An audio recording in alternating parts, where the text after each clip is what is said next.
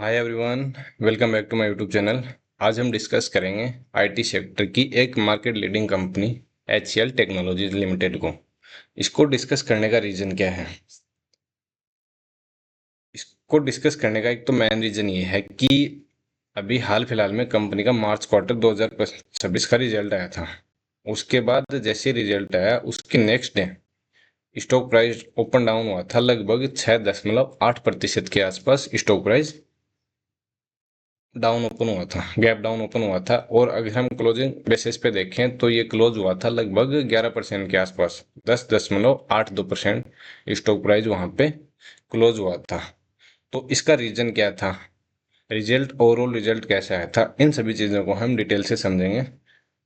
तो उसके लिए प्लीज़ वीडियो को एंड तक ज़रूर देखें, और अगर अभी तक आपने चैनल को सब्सक्राइब नहीं किया तो चैनल को सब्सक्राइब करें तथा अधिक से अधिक लोगों के साथ शेयर भी करें, ताकि और भी लोग हमारे साथ जुड़कर चीज़ों को सीख सकें, समझ सकें।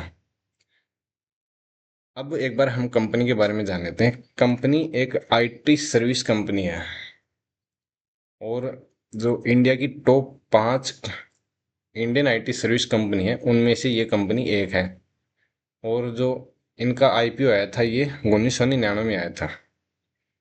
अब कंपनी बिजनेस करती है, कंपनी के एम्प्लॉयज कितने हैं? 2,26,300 से ज़्यादा तो इनके एम्प्लॉयज हैं, और लगभग 60 से ज़्यादा देशों में ये अपना बिजनेस करते हैं, है ना।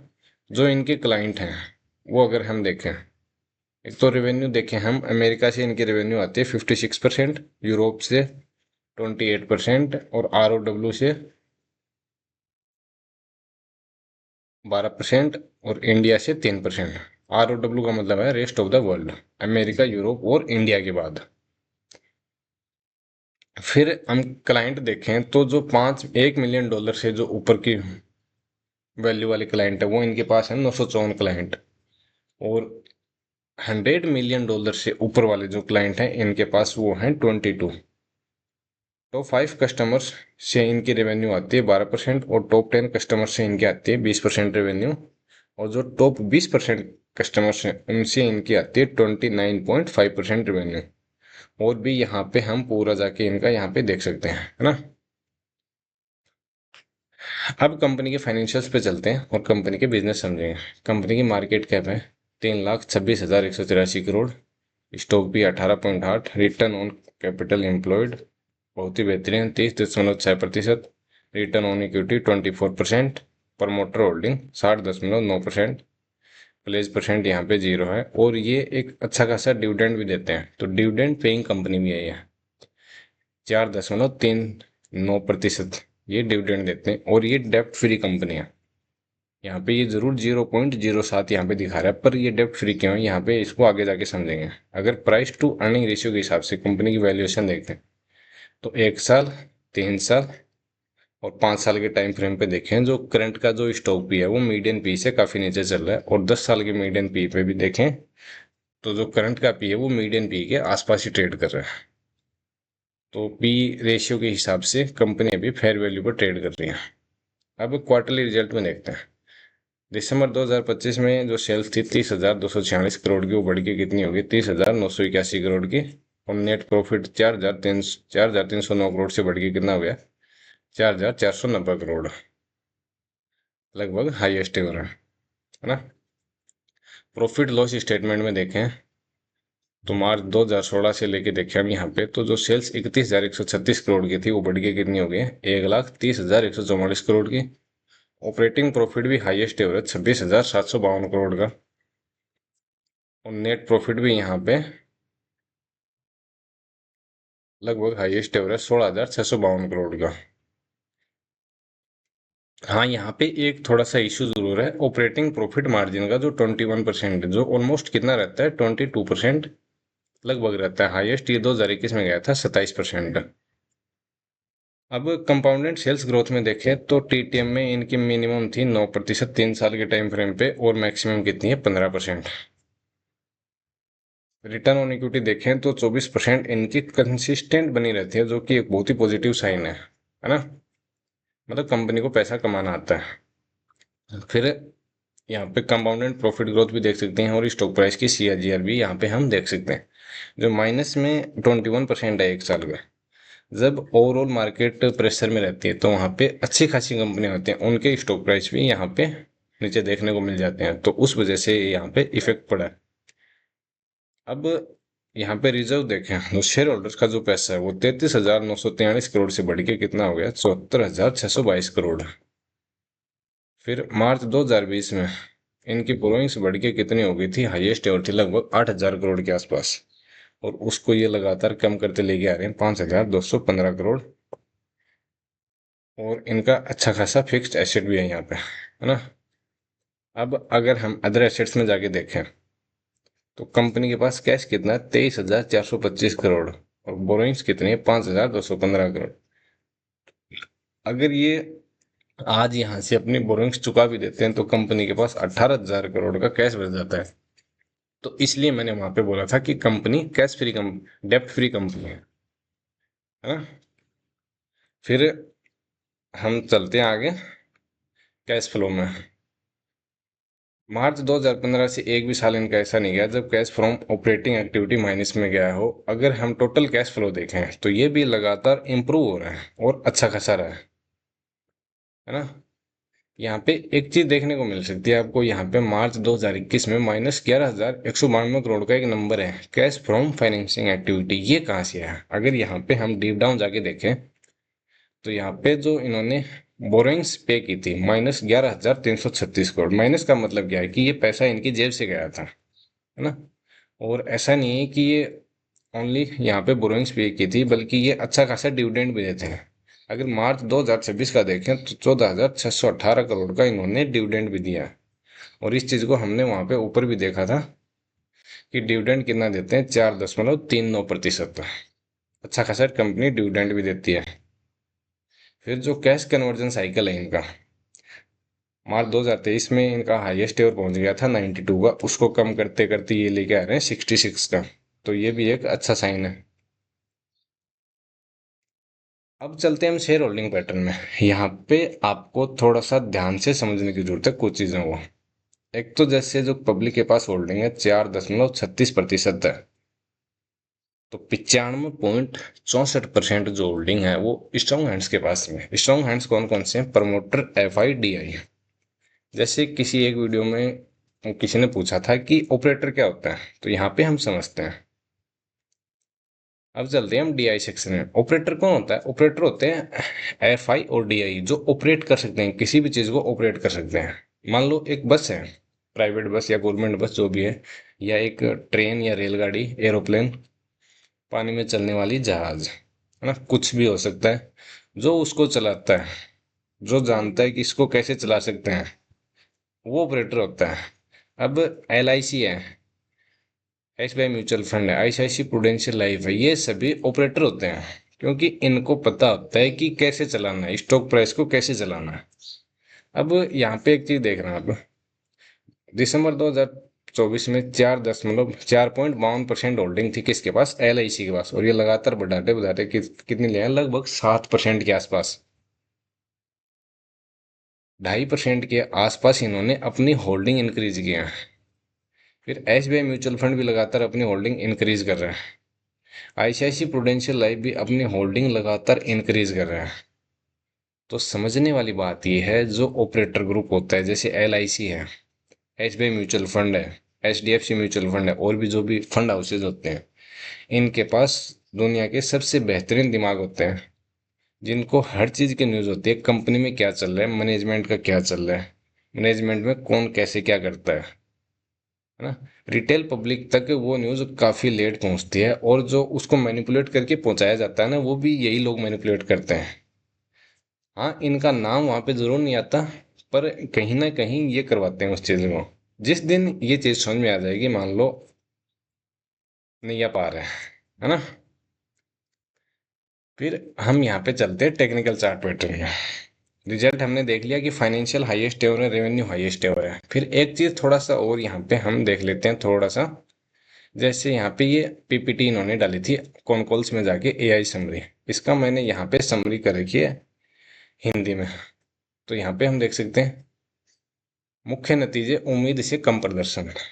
तो Q4 का हाल। मार्च तिमाही का प्रदर्शन उम्मीद से कमजोर रहा। कंपनी की आय पिछली तिमाही के मुकाबले 3.33% गिरकर लगभग $3.7 बिलियन रही। कमजोरी की वजह क्या है, ये मैनेजमेंट ने बताया। जो यहाँ पे ट्रांसक्रिप्ट ये लोग डालते हैं वहां उस चीज की समरी है पूरी है। सॉफ्टवेयर बिजनेस में सुस्ती और मार्च में क्लाइंट्स द्वारा खरीद के फैसलों में देरी। टेलीकॉम सेक्टर में क्लाइंट्स द्वारा खर्च में कटौती और दो बड़े एसएपी प्रोजेक्ट्स का बंद होना। अब ग्रोथ कैसी रहेगी उस चीज का भी इन्होंने ये दे रखा है। फिर एक जो डिविडेंड कंपनी अपने शेयर धारकों को काफी खुश रख रही है। उन्होंने ₹24 प्रति शेयर का अंतरिम डिविडेंड घोषित किया और वादा किया है कि वे अपने नेट प्रॉफिट का कम से कम 75% हिस्सा शेयर धारकों को डिविडेंड के रूप में देंगे। और भविष्य के गाइडेंस क्या है इन्होंने ये भी बताया है। और इन्होंने एआई को भी अच्छे से अपना रहे हैं। एचसीएल टेक अब पूरी तरह एआई की तरफ बढ़ रही है।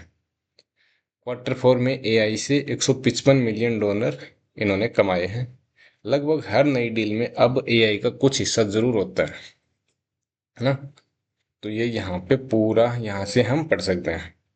अब एक पॉइंट ये है यहाँ पे जो आप लोगों को समझना जरूरी है। जैसे अभी एक तो आईटी सेक्टर अच्छा खासा प्रेशर में चल रहा है। उसका रीजन क्या है, आर्टिफिशियल इंटेलिजेंस। एक चीज हमेशा ध्यान में रखना है, ये जो ट्रांजिशन फेज होता है, जो बदलाव का दौर होता है, ये कहीं ना कहीं हर सेक्टर को प्रभावित करता है। जो उस सेक्टर से रिलेटेड जो बदलाव होता है वो हर चीज हर उस सेक्टर को प्रभावित करता है। अब मान लो एआई है, ये सबसे ज्यादा प्रभावित करेगा आईटी सेक्टर को। लेकिन यहाँ पे पॉजिटिव पॉइंट क्या है, जो कंपनियां काफी सालों से चली आ रही हैं। मान लो दिन कंपनी 30 साल से बिजनेस कर रही है, कोई 20 साल से, कोई 35, कोई 40 साल से जो कंपनी बिजनेस कर रही है, अगर उन्होंने उस बदलाव को नहीं अपनाया तो मार्केट उनको खा जाएगा और वो खत्म हो जाएंगे। ये तो है पॉइंट नंबर 1। पॉइंट नंबर 2 क्या है, मान लो कंपनी 30 साल से मार्केट में है ना, और बिजनेस कर रही है, तो क्या उसने पहले कोई ट्रांजेक्शन का फेस नहीं देखा होगा। 30 साल से मार्केट में है और मार्केट लीडर बनी हुई है। तो मार्केट लीडर ऐसे नहीं है, वो किसी वजह से है। उन्हें बिजनेस करना आता है, उन्हें बदलाव के साथ ढलना आता है, इसलिए वो मार्केट लीडर है। तो इन चीजों को समझने की जरूरत है। अब जैसे एआई का दौर चल रहा है, तो यहाँ पे वो कंपनियां सरवाइव करेंगी और वही कंपनियां यहाँ से बच के निकल पाएंगी जो इस चीज को सबसे पहले अडॉप्ट कर लेंगे। अब ऑपरेटर का ख्याल दिखाता हूँ आपको होता है कि इसको चार्ट पे समझते हैं थोड़ा। 1 मिनट, हम वीकली चार्ट कर लेते हैं यहाँ पे।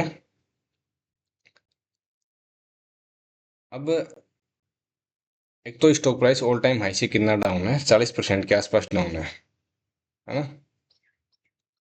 एक बार अगर यहाँ पे हम देखें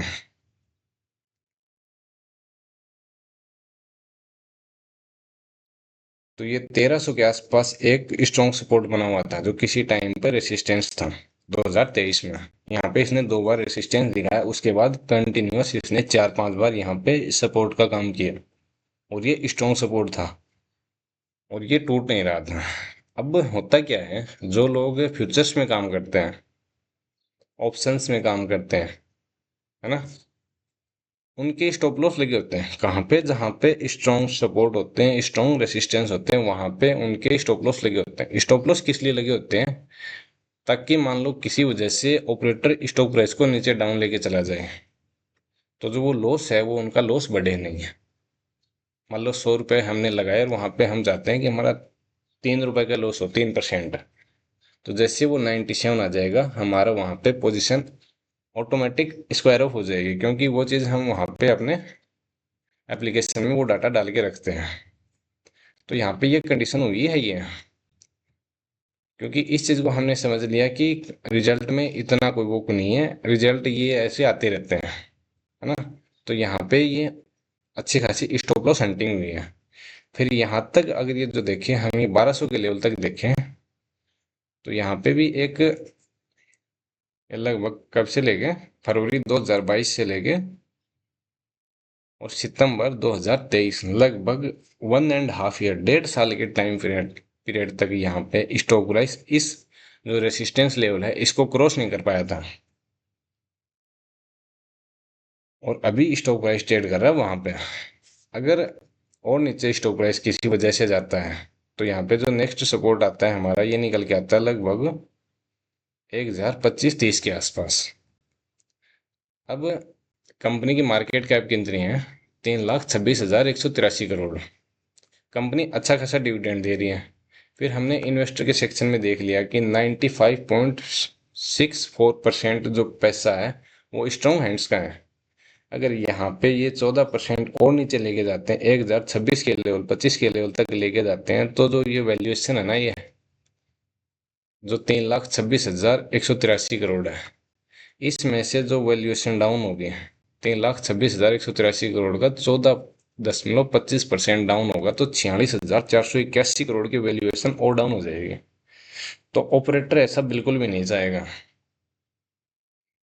फिर एक चीज और देखते हैं, जैसे यहाँ पे हम वॉल्यूम देखते हैं इस पर्टिकुलर डेट को 22 अप्रैल 2026 को, और आज डेट कितनी है?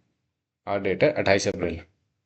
22 अप्रैल को अगर हम देखें तो अच्छा खासा वॉल्यूम है, 33.07 मिलियन। अब एक चीज सोच के देखो, 6.5% स्टॉक प्राइस डाउन हुआ है, और क्लोजिंग बेस पे वो है लगभग 11% के आसपास। तो यहाँ पे कौन बाय कर रहा होगा? रिटेल पब्लिक बाय कर रही होगी या फिर ऑपरेटर बाय कर रहा होगा? रिटेल पब्लिक ऐसे में बेचती है अपना माल खरीदने के बजाय, क्योंकि बड़ी बड़ी हेडलाइंस आती हैं कि इतना रिजल्ट कम रहा, ये हो गया, फलाना ढिमकाना, है ना। सारा खेल होता है ऑपरेटर का पब्लिक को डराने के लिए। ये चीज हमें समझने की जरूरत होती है। अब यहाँ पे हम करंटली सिनारियो देखें क्या बन रहा है।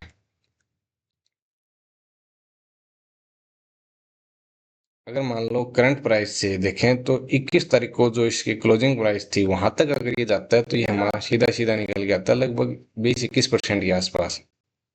और मान लो 6 महीने में भी एक लार्ज कैप कंपनी में हमें 21% का रिटर्न मिल जाता है, तो 42% की एवरेज आती है, हमारी CAGR आती है, जो कि बहुत ही बेहतरीन मानी जाती है ना। यहाँ पे ये नहीं है कि कंपनी कल ही भाग के चली जाएगी, टाइम ले सकती है, लेकिन जैसे जैसे ये चीजों को अपनाएंगे, है ना, ना केवल ये ऊपर जाएंगे, ऑल टाइम हाई भी बनाएंगे और नए लाइफ टाइम हाई भी बनाएंगे। तो इन चीजों को हमें ऐसे समझने की जरूरत होती है। जब हम सभी चीजों को समझ के सीख के करते हैं, जैसे हमने बिजनेस समझा, फाइनेंशियल समझे, फाइनेंशियल्स में हमने ये चीज भी समझी कि रिजल्ट्स डाउन आए या फिर अच्छे आए हैं, उनका क्या प्रभाव रहा है। फिर हमने टेक्निकल्स देखे, टेक्निकल्स में हमने ये देखा कि ऑपरेटर क्या खेल खेल रहा है रिटेल पब्लिक के साथ, इसको डाउन क्यों लाया गया है नीचे। इन सभी चीज़ों को हम डिटेल से समझते हैं, तो हमारी कन्विक्शन और बढ़ती है। अगर हम वहाँ पे मान लो हमारी पोजीशन बनी हुई है तो फिर वहाँ पे हमें डर नहीं लगता। अब एक चीज़ देखें, जैसे अभी करंट में कितना चल रहा है, लगभग 40% के आसपास डाउन चल रहा है। तो देखते हैं इससे पहले इतना कभी गया था क्या? तो मार्च 2021-22 में देखें तो ये लगभग 37-38% ये डाउन चला गया था यहाँ पे, है ना। और कोरोना के टाइम पे भी देखें तो लगभग 41-42% ये डाउन चला गया था। यहाँ पे जैसे 15-20% के तो डाउनफॉल यहाँ पे आते रहते हैं। फिर एक चीज क्या होती है, जैसे ये जो होते हैं ना, वो जो बोलते हैं आपदा में अवसर, अभी जो सिनारियो चल रहा है ये वही चल रहा है। फिर एक चीज और समझने की जरूरत है, वो क्या है कि मान लो जब नए नए प्रोजेक्ट्स आएंगे, जैसे ये कंपनियां सरवाइव कर जाएंगी क्योंकि इनके अच्छे काफी टाइम से मार्केट में है और इनको मार्केट करना, बिजनेस करना भी आता है ना। तो जो बड़े प्रोजेक्ट्स होते हैं सबसे पहले वो इन्हीं कंपनीज के पास आते हैं। और यहाँ पे अगर हम देखें तो ये डिविडेंड यहाँ पे दिखा रहा है एक साल में लगभग 4 बार, ये 2021 से देखें तो ये हर साल 4 बार डिविडेंड देते हैं। तो कंपनी अच्छा खासा डिविडेंड भी पे करती है। डिविडेंड पे किस लिए करती है? ताकि इन्वेस्टर्स पर का हमारे ऊपर भरोसा बना रहे हैं। ओके, तो मान लो ये 21% ही आता है हमारा 6 महीने में, और 2 बार ये हमें डिविडेंड दे देती है, मान लो 2% मान लेते हैं, है ना। तो 23% हो जाता है सीधा सीधा, और एक साल का कितना निकल के आता है हमारा? ये 46% निकल के आता है। तो बहुत ही बेहतरीन रिटर्न माने जाएंगे अगर ये ऐसा करते हैं तो। तो यहाँ पे मेरा मकसद आप लोगों को यह सिखाना था कि कोई भी रिजल्ट आए तो उस रिजल्ट को कैसे देखना चाहिए। जब कोई बदलाव का दौर किसी सेक्टर में आ रहा है तो उसमें क्या हो सकता है, कौन सी कंपनियां वहां पे सरवाइव कर पाएंगी, कौन सी कंपनियां वहां पे डूब जाएंगी। इन चीज़ों को हमें डिटेल से समझने की जरूरत होती है। जब भी किसी सेक्टर में कोई बदलाव आता है ना, तो जो कंपनियां पिछले 30-40 साल से 20 साल से जो मार्केट में हैं और वहां पे बिजनेस कर रही हैं और मार्केट लीडर हैं, तो वो किसी वजह से होते हैं क्योंकि उन्होंने काफी सारे बदलाव के दौर देखे होते हैं। तो उसके अनुरूप उन्हें ढलना आता है, वहां पे सरवाइव करना आता है। तो वहां पे सरवाइव वही कंपनियां कर पाती हैं। इन चीजों को हमें समझने की जरूरत है। अगर वीडियो में दी गई जानकारी अच्छी लगी हो तो वीडियो को लाइक करें। आज के लिए बस इतना ही, फिर मिलते हैं किसी नए वीडियो के साथ। तब तक के लिए जय हिंद, जय भारत।